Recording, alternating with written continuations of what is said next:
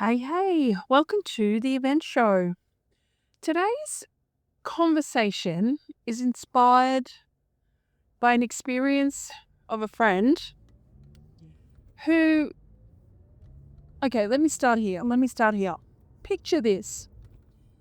You see some marketing or advertising for an event that you're attracted to. You think, yeah, that's me. They're my people. I think I want to go to that. The marketing is compelling. It's making all sorts of different promises, which is excellent. And this person who inspired this conversation is quite the discerning buyer. So I imagine me, on the other hand, I am not. I am not a discerning buyer. I like it. It's shiny. I click on it and I buy it. Please don't send me links to shiny things because I'll buy them. But this friend that I'm referring to, she is quite the discerning buyer and, very careful with where she puts her money and is surrounded by lots of very, very clever people. So for her to purchase a ticket to a business event led by someone else would have been quite the decision for her to make. Not necessarily financially, but time. Her biggest commodity is time. That's the thing that she treasures the most. And so, it would have been quite the decision for her to make the commitment to purchase this ticket to go to this event, which, mind you, is interstate for her. So there's a lot more of an investment in time and money. So not only is she spending money on a ticket and taking the time out to go to an event, she is flying interstate. So there's airfares obviously there. And even if she goes for the day, it's an extra few hours on her day. She's not though. She booked for a week. And secondly, accommodation. So if you are going to stay overnight, there's additional costs in relation to accommodation and then meals and all of those things on top of it.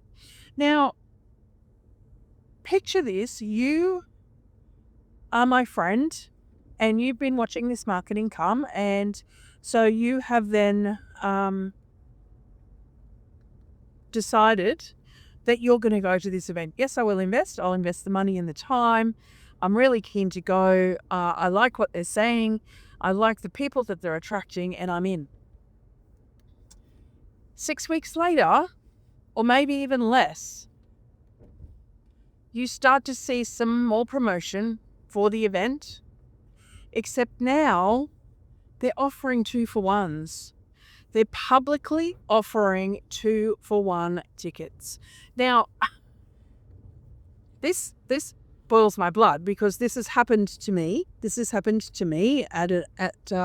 was actually South by Southwest in Sydney, their first event.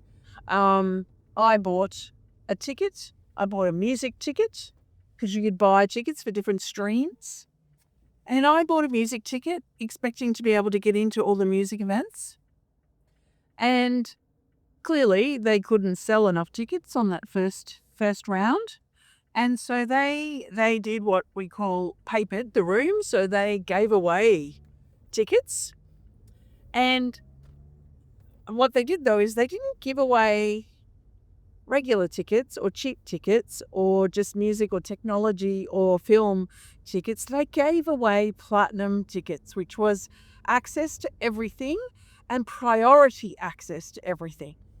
Now, the reason I know they gave these away because there was lots of families with these lanyards with these VIP tickets on. I didn't ask anyone if they got the complimentary. I would assume they wouldn't say so if they did, but you can't tell me that a $1,800 ticket is being purchased by mum, dad, and 2 kids to go to a conference. There were some really high profile speakers at that event, but what it meant was I didn't get in. I didn't get to get into the likes of the talk with Nicole Kidman because obviously VIPs got priority access, and because they papered the room with VIPs, all the VIPs got to go in, and those of us that had actually invested, purchased a ticket, right back when they first launched it and invested in them, we got shafted. Now, back to my friend. She's now seeing this being promoted as a 2-for-1.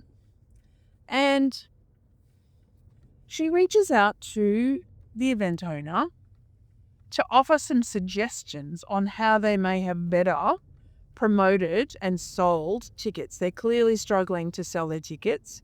And she reached out to them to make some suggestions because that's her area of expertise.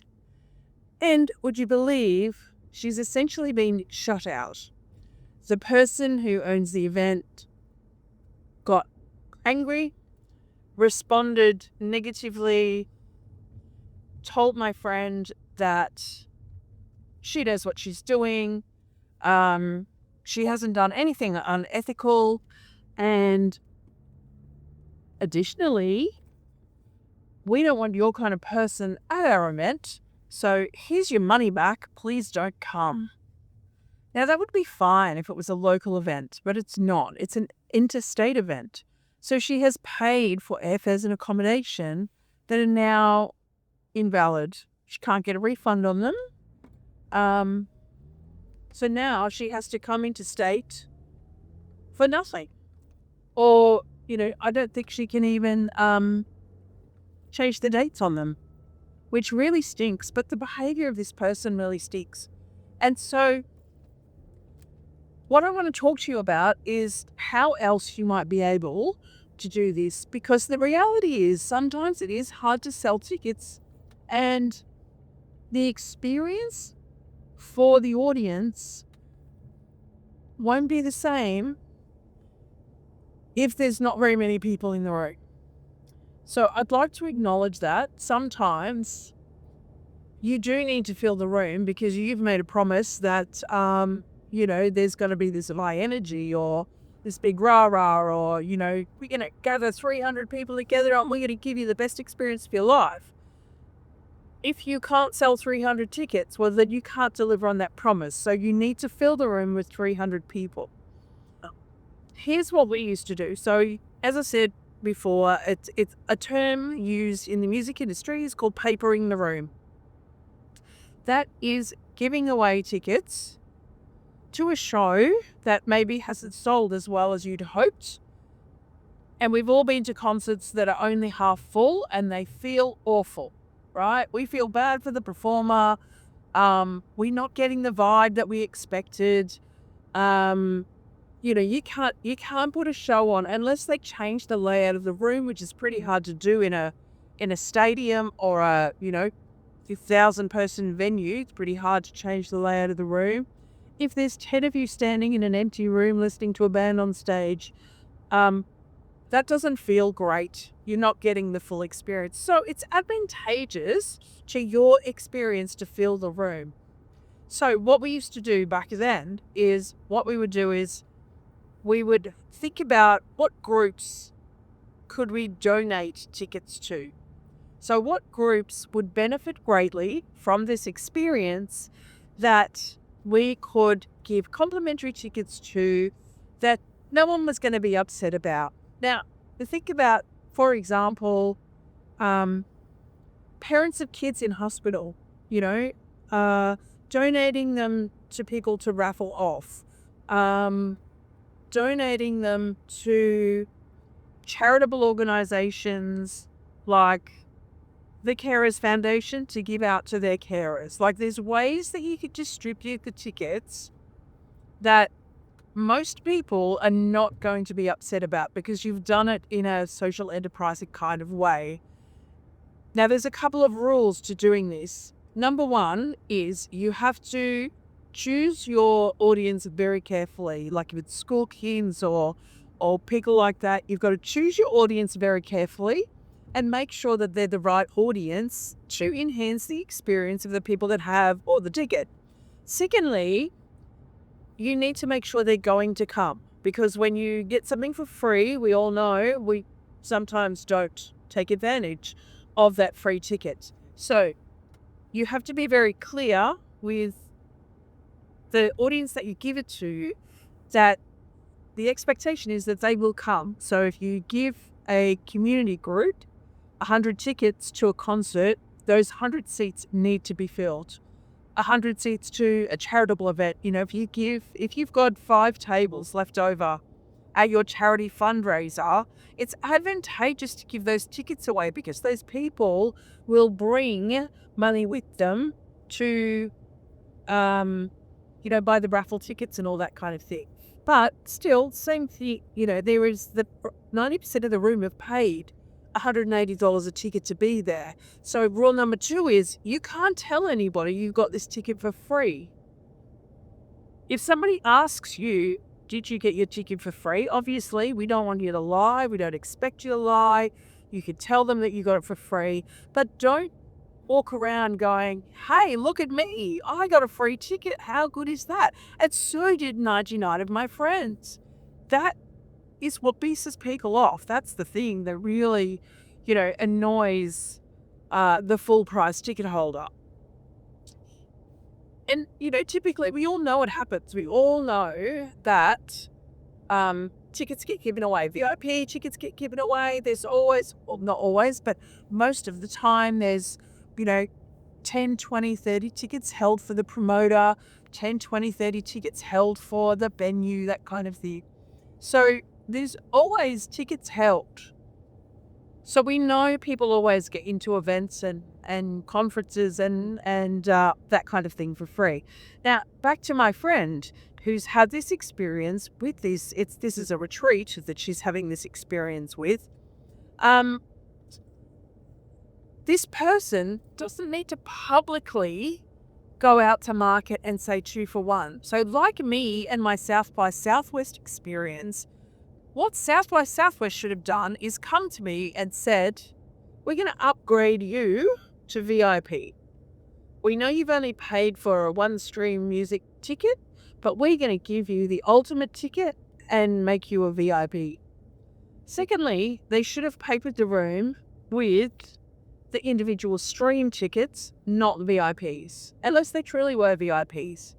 That way, I get an enhanced experience. I get a better experience, and I would speak so much more favorably about this event than I do because it was an awful, awful experience. Biggest waste of money I've ever had at an event. And I would never go again. I think which is a travesty because there's a lot of really cool people that present at those, but I don't think it's done well. I don't think it's done well. My friend, same thing. Like, she had some ideas that she wanted to present to this person on how they could have increased their sales more effectively because that's the space she's in. Like, why would you say no to that? If someone who's an expert in the space you're struggling with calls you and says, hey, firstly, I'm not very happy that you have essentially diluted my ticket price. I'm paying double everybody else. Not only have you done that, but you also won't take my advice on how to improve your sales. Like, I find that ludicrous that they responded in the way that they responded. But in that scenario, she could have reached out to a number of different membership groups and only offered reduced tickets to those. There's plenty of female entrepreneur business groups out there that would have jumped at the chance to be able to promote her event in their groups for 50% off. It would have been fantastic. And then those groups, in turn, could have offered some benefits to current ticket holders, such as my friend, with things like 30 days free access to our membership. I mean, they might end up turning into members. Who knows? But so here's the thing. Here's the rules. Yes, you might need to paper your room. Yes, you might need to do 2 for 1s. Yes, you might need to give away some tickets. Don't do it publicly. Choose your audience very carefully, who you do it with, and make sure they understand that A, they must show up, and B, they cannot go around telling everybody they got a free ticket. No, please don't lie if somebody asks you. but please don't walk around promoting that you got a free ticket. And lastly, certainly don't tell people who've paid full price that you've got a free ticket either, unless you've got a great story as to why you've got a free ticket. Now, we talk about these things in the 8-week event plan. There's a cohort coming up soon. Go to 8weekeventplan.com and you can find out all about it. And if you've got any questions or any stories of your own, I'd love to hear from you. Drop a comment below or send me a note and tell me your 2-for-1 horror story. Okay, talk to you next time. Bye.